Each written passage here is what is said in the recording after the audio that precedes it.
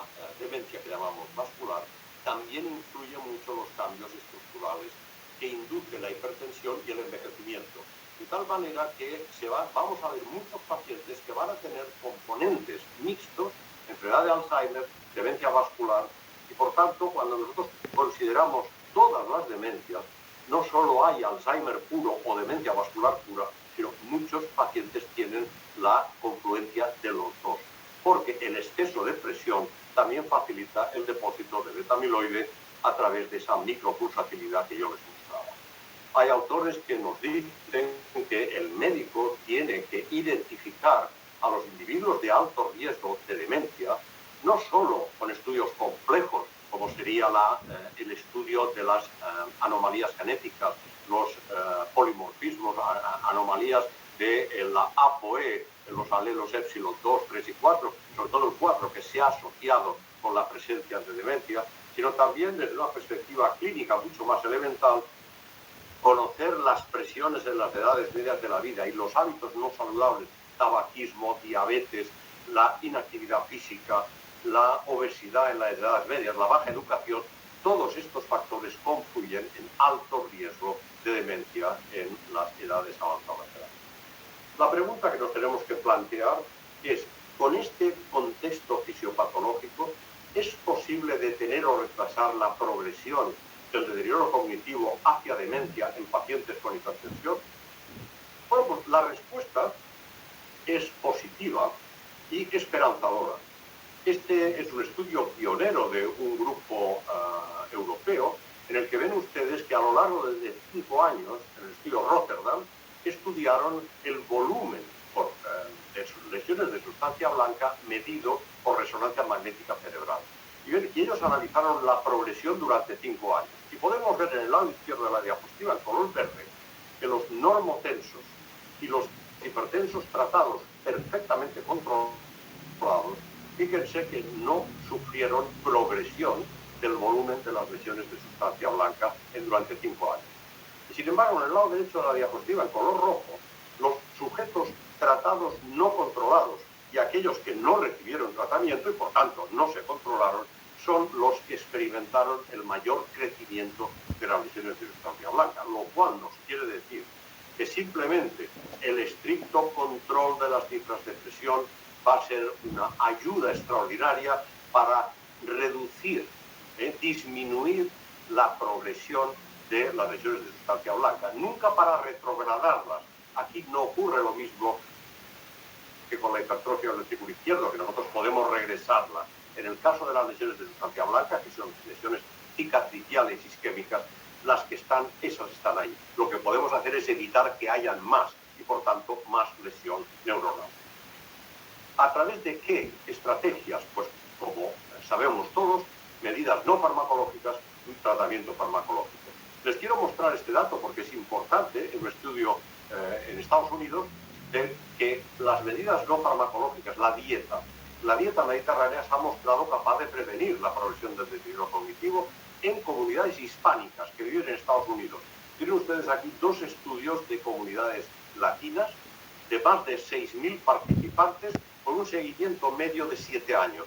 Y los autores lo que hicieron fue analizar la adherencia a la dieta mediterránea y les realizaron distintas pruebas cognitivas. Pues bien, lo que pudieron ver era que los pacientes que más se adherían a la dieta mediterránea eran aquellos que presentaban los mejores coeficientes de pruebas de función cognitiva. Y por tanto su conclusión fue que la dieta mediterránea se asoció a un menor deterioro cognitivo durante 7 años de evolución, específicamente en lo que era aprendizaje, nuevo aprendizaje y en la memoria episódica. Pero además de las medidas no farmacológicas, el tratamiento antihipertensivo ha demostrado ser capaz de reducir significativamente la incidencia de demencia. En estos 5 grandes estudios en los cuales se analizó como un objetivo secundario la incidencia de demencia, son más de 28.000 pacientes, este metaanálisis de datos individuales de los 5 estudios demostró un 13% de reducción de la incidencia de demencia. ¿Y qué decir entonces de los fármacos? Porque ustedes se preguntan, preguntarán, ¿hay algunos fármacos que sean mejores que otros en la prevención del deterioro cognitivo y la inducción a demencia? Tenemos estudios observacionales antiguos, fíjense, este tiene casi 10 años, un estudio en la Cohorte Nacional de Taiwán, que tiene una enorme cantidad de individuos, más de 150.000 individuos, en el cual analizaron aquellos individuos que habían sido tratados con ARA2, con IECAS, con beta-bloqueadores, calcio-antagonistas y diuréticos. Ellos pudieron ver que la mejor reducción de la incidencia de deterioro cognitivo eran aquellos pacientes que habían sido tratados con ARA2, con calcio-antagonistas y con diuréticos tipo tiacídico o tiacida light. En un estudio posterior, hecho en Europa, Van Middelaar vio algo muy similar. En una serie de casi 2.000 hipertensos, que al principio tenían función cognitiva normal, tratados con distintos fármacos, ven ustedes que calcio-antagonistas y los ARA2 fueron aquellos que redujeron significativamente la incidencia de demencia. Y los diuréticos tiacídicos estuvieron muy próximos a también obtener una reducción significativa. Por tanto, datos que de alguna manera eran similares a los observados en población europea y en población asiática, China en concreto. Hay algunos autores que defienden la hipótesis de que aquellos medicamentos que son capaces de aumentar la cantidad de angiotensina 2 libre, capaz de actuar sobre receptores AT2 y AT4, serían los fármacos más beneficiosos en la protección de las neuronas. Así, los diuréticos tiacídicos y los calcio-antagonistas de tipo dihidropiridina, junto con los ARA2, estos últimos bloqueando el receptor AT1, los primeros simplemente facilitando la síntesis de angiotensina 2, tanto en unos como en otros hay más angiotensina 2 para actuar sobre los receptores AT2 y AT4. Y sin embargo, en el lado derecho de esta diapositiva ven ustedes que los beta bloqueadores, los calcioantagonistas no dihidropiridínicos y los inhibidores de la enzima de conversión lo que hacen es reducir la cantidad de angiotensina 2.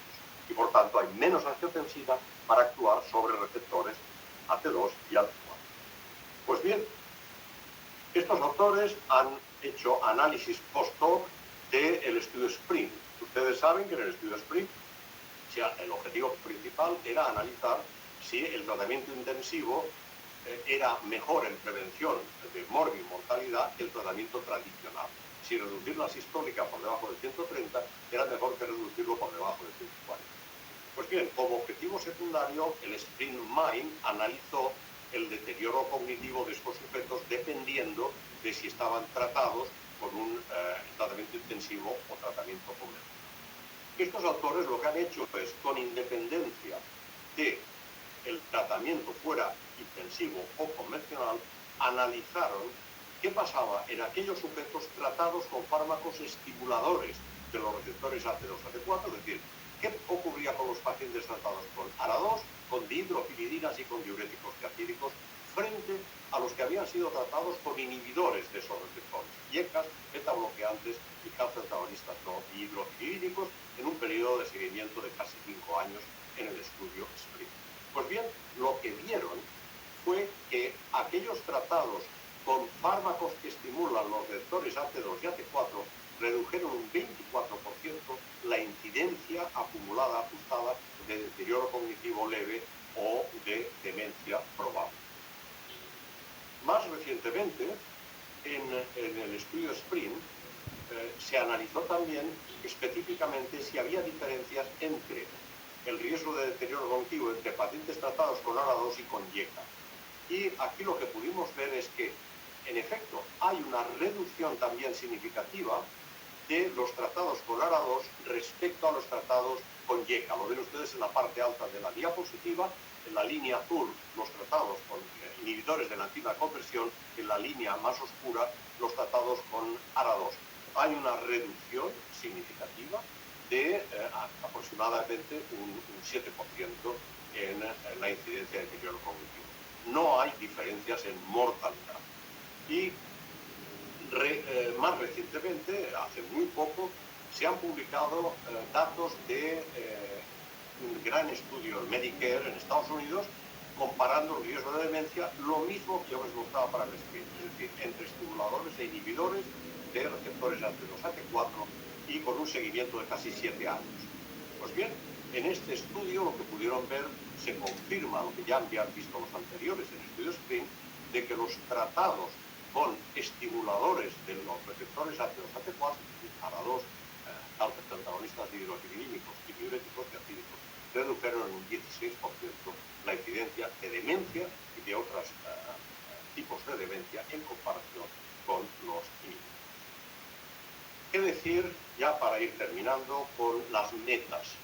Bueno, el estudio Sprint Mind pudo demostrar claramente que aquellos pacientes que habían sido tratados con el objetivo de reducir la sistólica, ellos pensaban en el diseño por debajo de 120, en realidad se consiguió reducirla por debajo de 130, por tanto, los sujetos que redujeron la sistólica por debajo de 130 tuvieron una reducción de la incidencia de demencia, de deterioro cognitivo leve y del combinado deterioro cognitivo leve y demencia.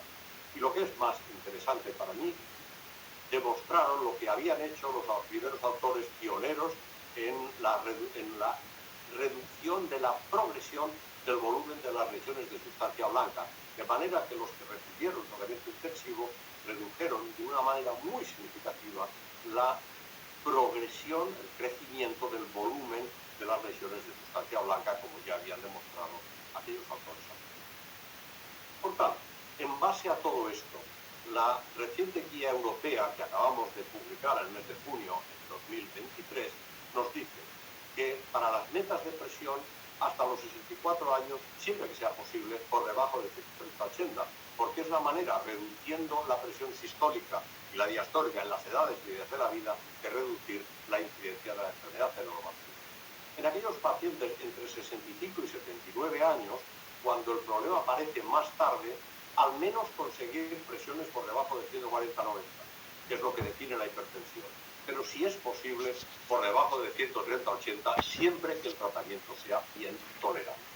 Por encima de los 80 años, ya hemos visto que las relaciones eran lineales, por tanto, un individuo que inicia una hipertensión más allá de los 80 años, su meta de presión tiene que ser mucho más conservadora y, yo diría, prudente, porque ya hemos visto que los episodios de hipotensión ortostática, que podrían causar reducciones de presión muy intensas, en estos individuos lo que hacen es facilitar la incidencia de demencia. Y para terminar, de una manera pragmática, la guía europea nos dice que en la prevención cerebrovascular los datos que tenemos hoy día soportan que el inicio del tratamiento sea siempre que sea posible, en la inmensa mayoría de los sujetos, con una combinación de dos fármacos. Esos dos fármacos tienen que ser bloqueo del sistema de angiotensina con IECA-ARA2 más un calcio antagonista o un diurético diacídico. Específicamente en la prevención de la demencia, la combinación que parece sería preferente es la de un ARA2 combinado con un calcio antagonista o con un diurético diacídico, sobre todo ARA2 con calcio antagonista. Si las dosis bajas no son suficientes, hay que aumentar a las dosis máximas o pasar a la terapia triple, el ARA2 más el calcio antagonista más el diurético diacídico. Y si finalmente esto no resolviera, no normalizara el problema, entraríamos en otro concepto distinto, que es la hipertensión resistente, que es bueno mandarlo al especialista porque estamos en una entidad clínica compleja que requiere una aproximación específica. Recuerden que los beta bloqueadores pueden ser usados en monoterapia o en combinación en cualquier momento de esta estrategia, siempre y cuando haya indicaciones específicas para su uso. Yo creo que con esto espero haberles facilitado y haberles puesto al día